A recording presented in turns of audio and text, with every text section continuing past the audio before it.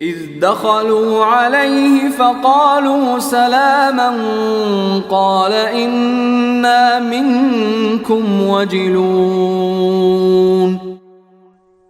اس وقت کا حال جب وہ ان کے پاس پہنچے اور سلام کیا، ابراہیم نے کہا کہ ہمیں تو تم سے ڈر لگ رہا ہے۔ قالوا لا توجل انا نبشرك بغلام علیم۔ انہوں نے کہا ڈریے نہیں، ہم تو آپ کو ایک صاحب علم لڑکے کی ولادت کی خوشخبری دے رہے ہیں۔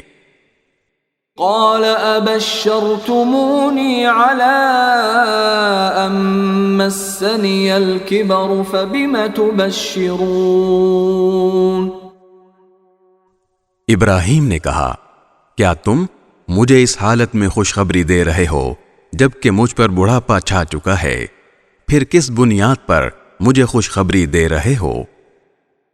قالوا بشرناك بالحق فلا تكن من القانطين۔ وہ بولے ہم نے آپ کو سچی خوشخبری دی ہے، لہذا آپ ان لوگوں میں شامل نہ ہوں جو نا امید ہو جاتے ہیں۔